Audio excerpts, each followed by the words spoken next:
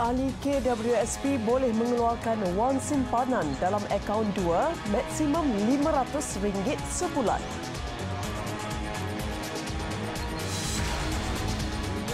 Empat lagi kematian akibat COVID-19 hari ini di Malaysia.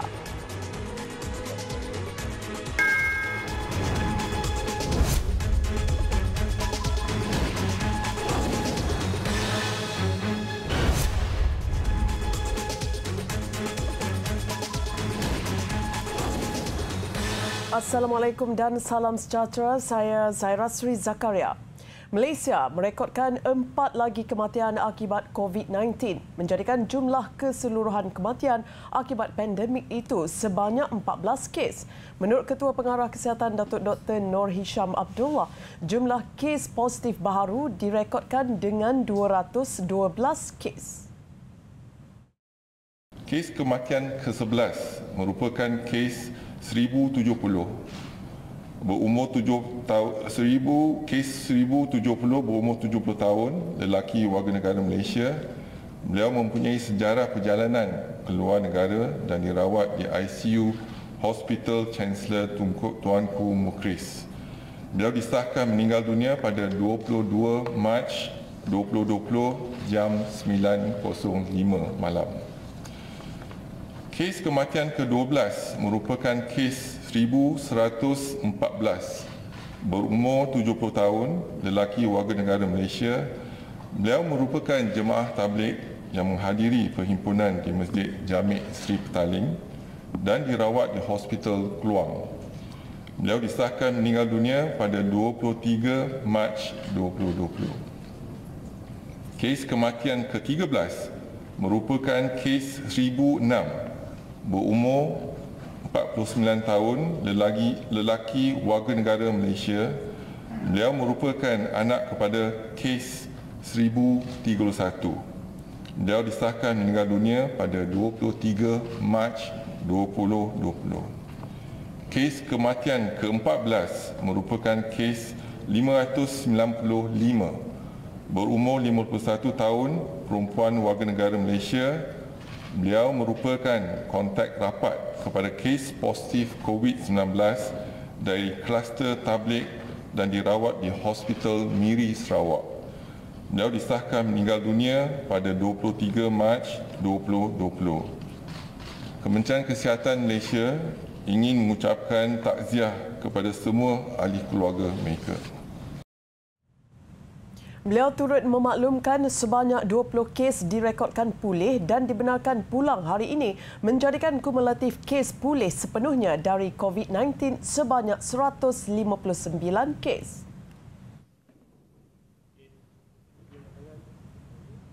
Ahli kumpulan wang simpanan pekerja KWSP yang berumur bawah 55 tahun boleh mengeluarkan wang simpanan dalam akaun 2 pada kadar maksimum RM500 sebulan untuk tempoh selama 12 bulan. Perdana Menteri Tan Sri Muhyiddin Yassin yang mempengerusikan mesyuarat Majlis Tindakan Ekonomi berkata, kemudahan pengeluaran air lestari itu antara inisiatif pakej ransangan ekonomi dan bantuan rakyat. Permohonan boleh dibuat bermula 1 April 2020. Inisiatif ini dijangka akan memanfaatkan sehingga 12 juta ahli KWSP dengan jumlah pengeluaran yang dianggarkan bernilai 40 bilion ringgit. Saya berharap inisiatif ini dan juga pengurangan kadar caruman KWSP pekerja sebanyak 4% yang akan berkuat kuasa pada bulan April 2020 akan membolehkan para pekerja mempunyai lebih wang dalam poket masing-masing untuk membeli barang-barang keperluan harian. Tan Sri Muhyiddin turut menasihatkan agar pencarum menggunakan wang berkenaan sebaik mungkin bagi memastikan setiap keluarga mampu menyediakan makanan setiap hari selain boleh digunakan untuk menampung bayaran bil air atau bil elektrik atau sewa rumah mengikut keperluan masing-masing. Sebelum ini, Tan Sri Muhyiddin mengumumkan bantuan keuangan sebanyak RM600 sebulan untuk tempoh maksimum 6 bulan kepada pekerja yang terpaksa mengambil cuti tanpa gaji susulan penularan COVID-19. Mereka yang layak menerima bantuan itu adalah pekerja yang diberi notis tanpa gaji mulai 1 Mac lalu.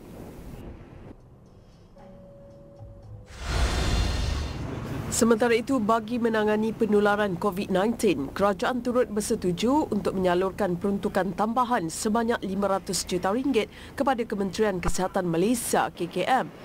Peruntukan ini antara lainnya akan digunakan untuk membiayai pembelian peralatan perubatan seperti ventilator dan juga peralatan di ICU, peralatan perlindungan diri PPE, tambahan bagi kekatangan perkhidmatan perubatan awam serta keperluan makmal untuk saringan COVID-19. Untuk menyegerakan pembelian barangan kritikal ini, kerajaan telah pun meluluskan tata cara perolehan secara darurat. Peruntukan sebanyak RM100 juta lagi juga disediakan kepada KKM untuk melantik 2,000 kaki tangan baharu secara kontrak, terutamanya jururawat. Ramai jururawat dan kaki tangan hospital yang amat keletihan pada masa ini kerana mereka terpaksa bekerja siang dan malam untuk membuat saringan kes COVID-19 dan merawat mereka yang disahkan positif. Saya berharap pengambilan kaki tangan baru ini akan dapat dibuat dengan segera supaya semua hospital di negara kita mempunyai kaki tangan yang mencukupi untuk menangani penularan wabak COVID-19. Ketiganya, kerajaan juga telah Pada sidang media sama, Perdana Menteri memaklumkan kerajaan akan mengagihkan topeng muka dan hidung secara percuma kepada rakyat. Bekalan itu akan diberikan keutamaan kepada pekerja yang terlibat dalam pengurusan krisis COVID-19. Semalam saya telah pun mengarahkan NADMA, agensi yang bertanggungjawab tentang malapetaka, supaya mereka mengeluarkan peruntukan sudah disediakan oleh kerajaan untuk membawa masuk. Harga yang saya diberitahu lebih daripada RM1.18 satu topeng. Ya, jadi apapun kita akan bawa masuk dan bila mana akan sampai ke negara kita, kita akan agih-agihkan. Saya telah bersetuju dan saya nak umumkan sini bila sampai kita akan agihkan secara percuma kepada seluruh rakyat Malaysia yang memerlukan. Itu adalah sumbangan kerajaan dalam waktu krisis yang kita sedang hadapi pada waktu ini. Sebelum ini, kerajaan mengambil keputusan mengimport 10 juta topeng muka dan hidung dari China.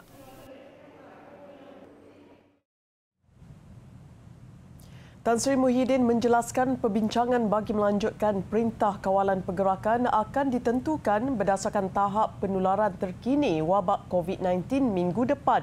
Majlis Keselamatan Negara MKN akan bermesyuarat bagi menentukan langkah selanjutnya. Mengenai pinjaman Perbadanan Tabung Pendidikan Tinggi Nasional PTPTN pula, menurut beliau kerajaan memutuskan untuk melanjutkan tempoh bayaran balik pinjaman dari 3 bulan yang diumumkan sebelum ini kepada 6 bulan. Penaguhan ini yang berkuat kuasa serta-merta pada hari ini sehingga 30 September 2020 dijangka akan memberikan manfaat kepada hampir 1.5 juta peminjam PTPTN.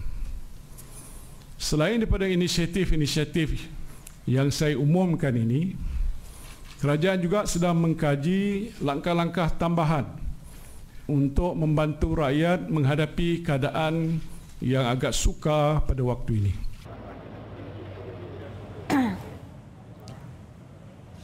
Langkah-langkah komprehensif sedang diteliti oleh Kementerian Keuangan dengan mengambil kira kepentingan setiap kelompok masyarakat di negara ini termasuk peniaga kecil, pemandu teksi, petani, nelayan, penternak, pekerja kilang, kaki tangan swasta atau kaki tangan awam yang mana semuanya akan diberi perhatian oleh kerajaan.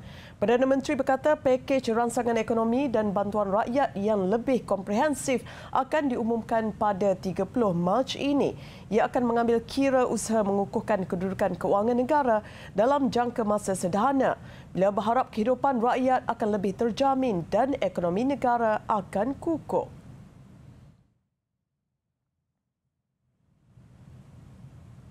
Rakyat masih gagal mematuhi sepenuhnya Perintah Kawalan Pergerakan walaupun sudah masuk hari ke-6. Menteri Kanan Kluster Keselamatan Majlis Keselamatan Negara MKN, Datuk Seri Ismail Sabri berkata, kadar pematuhan yang direkodkan hanya 92%. Pematuhan meningkat kepada 2%. Iaitu 92%. Jadi semalam, the whole day yesterday, pematuhan meningkat kepada 92%. Kerjasama bersepadu ini mengadakan sekatan-sekatan jalan raya. Kalau kita lihat semalam, pihak tentera bersama dengan pihak polis berada di kawasan-kawasan sekatan jalan raya ataupun roadblock. Dan semalam, sebanyak 1,903 sekatan jalan raya telah pun dilaksanakan, iaitu peningkatan sebanyak 98% daripada sebelumnya. Inilah kesan daripada kerjasama di antara pihak PDRM bersama dengan ATM. Sebanyak 12,615 kenderaan telah diperiksa dan pemandu telah dinasihatkan untuk mematuhi arahan. 1,719 hebahan mengenai Perintah Kawalan Pergerakan turut dilakukan oleh pihak polis namun masih gagal dipatuhi sepenuhnya. Semalam saya berada di sebuah pasaraya. Memang dia punya crowd dia masih lagi berhimpit-himpit dan sebagainya antara satu sama lain. Sewaktu membayar bil, kita lihat masih lagi jaraknya kurang daripada 1 meter. Jadi saya menyeru dan berharap kepada rakyat kita, selain daripada patuh kepada larangan supaya tidak keluar daripada rumah masing-masing, tetapi apabila keluar untuk membeli barang keperluan, juga penjarakan sosial mesti dipatuhi. Seorang penuntut Malaysia, Lim Boon Chuang, yang sedang mengikuti pengajian Dr. Falsafah PhD jurusan Biologi Sintetik antara sekumpulan saintis dari University Oxford, United Kingdom, telah berjaya membangunkan teknologi baru untuk meningkatkan keupayaan kit ujian coronavirus. Hasil ujian sampel klinikal sebenar menggunakan kit pengesanan itu berjaya menunjukkan keputusan yang tepat seperti kaedah konvensional namun 3 kali lebih pantas.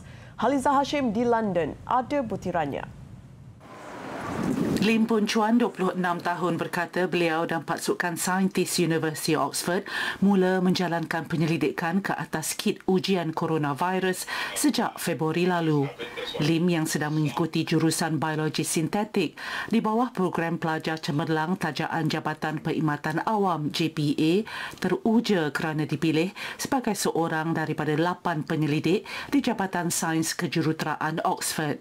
Jabatan ini bergabung dengan 5 lagi saintis di Pusat Penyelidikan Lanjutan Oxford, Suzhou, di China. And if we can solve the problem of not using extraction kit to get the genetic materials, that would be fantastic. And the way we design it is it's just like the golden standard to detect virus now, right? It's not just to detect one virus; it could be used to detect all sort of virus. And if you can do it in a cheaper way, faster way, easier way, and everyone can use it at home to do it themselves, that would be our. Diagnosis jangkitan COVID-19 contohnya yang bermula dari swab dari belakang hidung boleh mengambil masa sehingga 3 hari dan perlu dijalankan di makmal kesihatan. Ujian ke atas bahan genetik mengambil masa lebih 2 jam untuk memberi keputusan. Teknologi terbaru ini mampu menghasilkan keputusan ujian dalam masa 30 minit. Ia juga tidak memerlukan peralatan yang rumit. Teknologi yang sangat sensitif ini bermakna peringkat awal jangkitan boleh dikenal pasti lebih awal, lantas berpotensi membantu mengurangkan penularan COVID-19. Ujian pengesanan virus ini hanya memerlukan blok haba yang sederhana untuk mengekalkan suhu dan hasilnya boleh dilihat oleh mata kasar. Pasukan saintis Oxford diketuai oleh Profesor Zhan Feng Chui dan Profesor Wei Huang sedang giat menjalankan pengesahan klinikal di UK bagi membangunkan peranti bersepadu. Harapan mereka supaya ujian mengesan coronavirus juga dapat dijalankan dengan pantas di klinik, lapangan terbang dan di rumah. Halisa Hashim, London. So this stat is also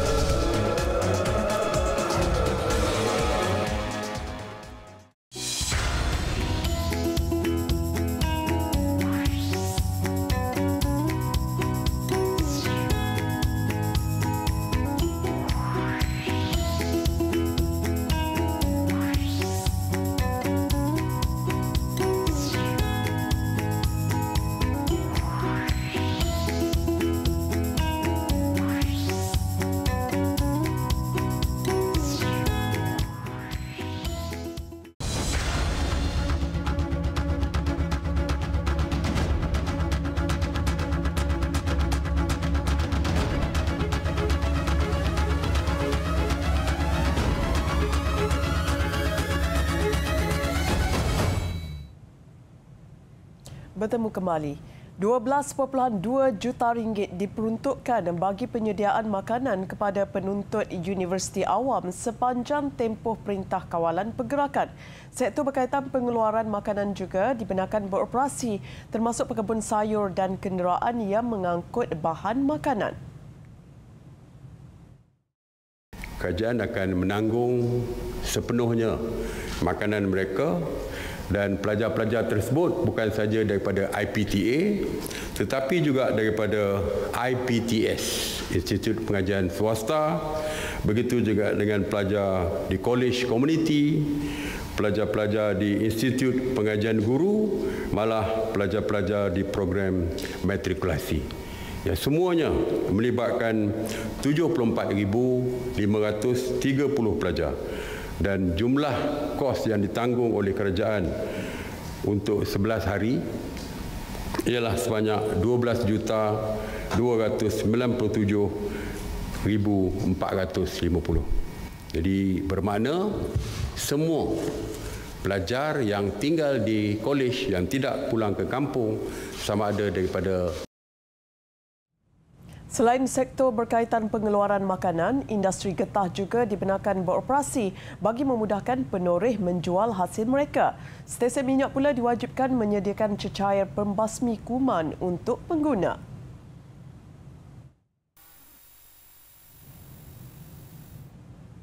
Pelbagai langkah diambil bagi memastikan arahan Perintah Kawalan Pergerakan dipatuhi. Pasaraya di Bukit Sentosa, Rawang, Selangor antara yang mengambil langkah sewajarnya dengan menghadkan kemasukan pelanggan ke premis berkenaan. Pelanggan yang datang ke sini perlu beratur pada jarak 1 meter seperti mana arahan pihak berkuasa tempatan. Maksimum hanya 5 pelanggan sahaja dibenarkan masuk pada satu-satu masa. Tinjauan kami mendapati walaupun pengunjung perlu menunggu lebih 30 minit, mereka tetap mematuhi arahan dan tidak mengeluh. Baguslah buat macam ni untuk keselamatan kita, untuk keselamatan kita sendiri kan. Untuk orang ramai pun bagus juga macam ni. Kedai lain kalau buat macam ni pun bagus. Ya, ini semua untuk keselamatan kita lah kan.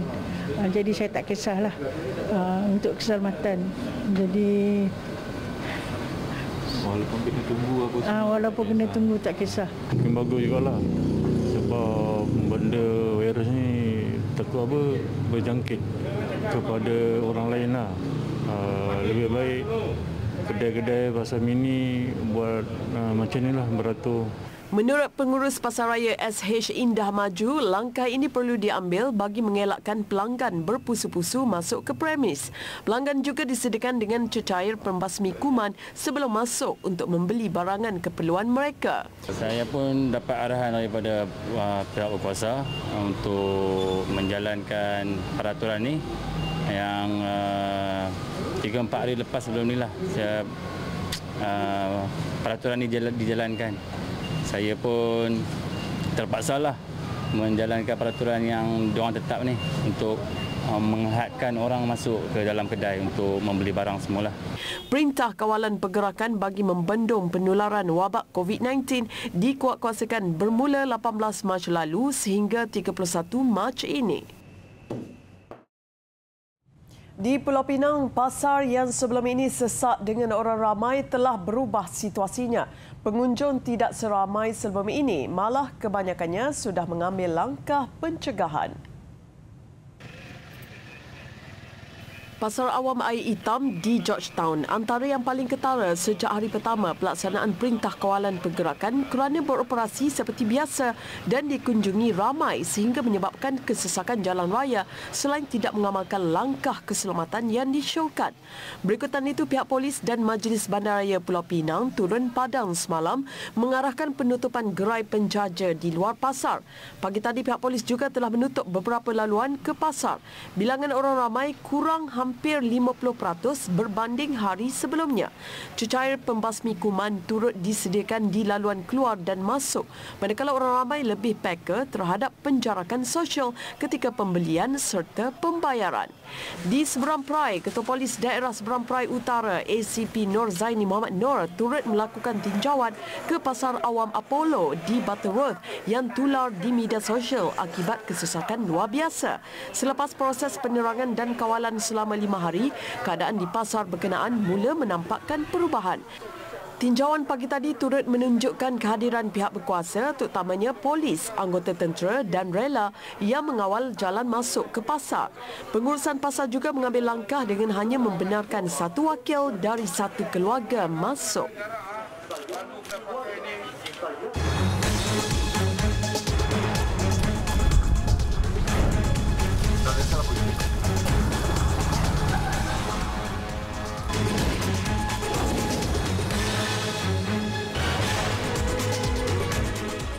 Laporan antarabangsa. Di Palestin, seluruh pekarangan Masjid Al-Aqsa ditutup kepada orang awam bermula hari ini bagi membendung penularan wabak COVID-19.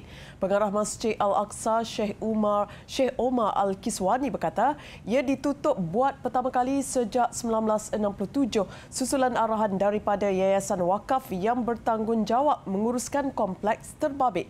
Semalam, yayasan berkenaan mengeluarkan perintah larangan ke atas pusat ibadah itu buat sementara waktu berdasarkan saranan agama dan perubatan. Setakat ini, hanya kaki tangan masjid dibenarkan menunaikan solat di kaki 5 di luar masjid. Pihak berkuasa Palestin mengumumkan 57 orang positif COVID-19 di tebing barat, manakala 2 kes pertama dilaporkan di Semenanjung Gaza semalam.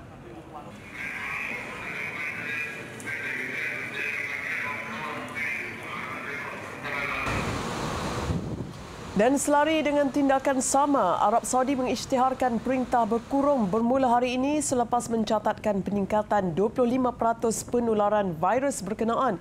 Menurut Raja Salman Abdul Aziz Al Saud, perintah berkurung bermula jam 7 petang hingga 6 pagi selama 21 hari. Kementerian Kesihatan UAE juga memutuskan untuk menutup kompleks beli belah dan pusat komersial kecuali farmasi dan beberapa sektor lain. Penutupan itu bermula dalam tempoh 48 jam dan dikuatkuasa selama 2 minggu.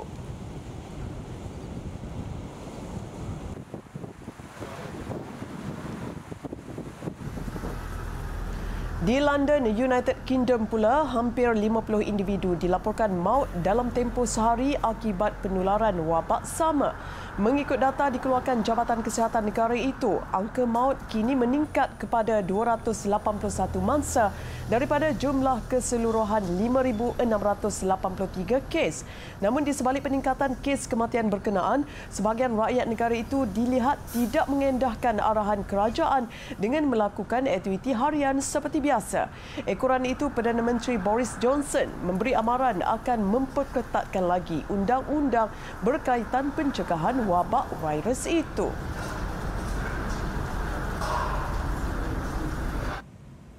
Dan di Colombia, lain pula ceritanya selepas 23 banduan di sebuah penjara Bogota merusuh deep panic dengan penularan virus COVID-19.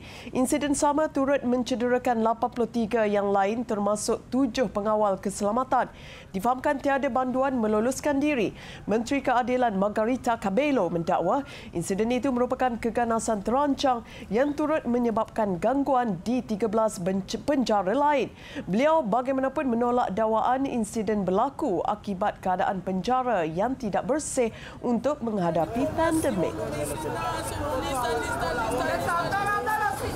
Laporan sukan itu mengakhiri berita TV9. Sebelum berpisah, saksikan aksi lucu segelintir rakyat Malaysia yang sedang menjalani perintah kawalan pergerakan di kediaman masing-masing. Saya Zaira Sri Zakaria. Assalamualaikum dan salam hormat. Corona kau, ku masih di sini. Corona kau, ku bisa menangis. Dan corona kau yang menghancurkan, ku tiada berteman, terkena